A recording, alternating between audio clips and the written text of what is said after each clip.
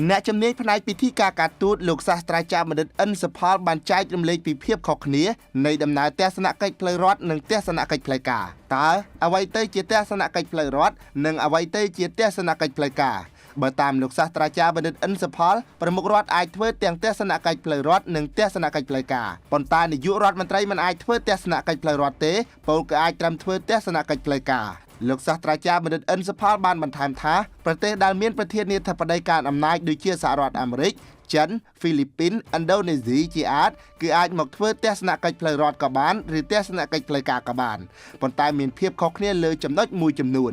អ្នកជំនាញផ្នែកពិធីការការទូតរូបនេះបានលើកបញ្យល់ថាសម្រាប់កម្ពុជាគឺទស្សនកិច្ចផ្លូវរដ្ឋគឺជាប្រធានាធិបតីមកបំពេញទស្សនកិច្ចនៅកម្ពុជាតបតាមការអញ្ជើញរបស់ព្រះមហាក្សត្រដែលជាប្រមុខរដ្ឋកម្ពុជាគឺជាភ្ញៀវរបស់ព្រះប្រមុខរដ្ឋបើតាមសាស្ត្រាចារ្យបណ្ឌិតអិនសុផលទស្សនកិច្ចផ្លូវរដ្ឋនេះគឺនឹងមានពិធីទទួលបដិសណ្ឋារកិច្ចដោយមានតាំងទង់ជាតិភ្ញៀវនិងម្ចាស់ផ្ទះមានតាំងរូបបច្ឆ័យលក្ខណ៍និងរូបថតទន្ទឹមគ្នាដែលភ្ញៀវតាំងនៅខាងស្ដាំហើយព្រមទាំងមានការអមដោយមហាជនឈរអបអរសាទរតាមដងផ្លូវទទួលស្វាគមន៍ដល់ព្រះបរមរាជវាំងនិងមានម៉ូតូប៉ូលីសអមចំនួន20គ្រឿងនិងព្រះមហាក្សត្ររៀបចំពិធីទទួលផ្លូវការនៅក្នុងព្រះបរមរាជវាំងគោលបំណងនៃទស្សនកិច្ចផ្លូវរដ្ឋគឺចង់បង្ហាញពីទំនាក់ទំនងរបស់ប្រទេសទាំងពីរដែលបានឈានដល់កម្រិតកំពូលហើយនៅក្នុងដំណើរទស្សនកិច្ចនេះពុំមានការប្រជុំពិភាក្សាលើបញ្ហានយោបាយសេដ្ឋកិច្ចពាណិជ្ជកម្មជាមួយព្រះមហាក្សត្រទេព្រោះព្រះអង្គពុំកាន់អំណាចប៉ុន្តែអាចមានពិធីពិភាក្សាក្រៅផ្លូវការជាមួយប្រធានព្រឹទ្ធសភាប្រធានរដ្ឋសភាឬនាយករដ្ឋមន្ត្រី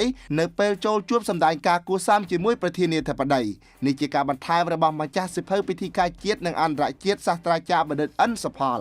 លោកសាស្ត្រាចារ្យបណ្ឌិតបានបន្តរៀបរាប់ឲ្យដឹងទៀតថាប្រធានាធិបតីក៏អាចអញ្ជើញមកបំពេញទស្សនកិច្ចផ្លូវការបានដែរប្រសិនបើមានការអញ្ជើញរបស់នាយករដ្ឋមន្ត្រីនោះមានន័យថាគឺជាភ្ញៀវរបស់នាយករដ្ឋមន្ត្រី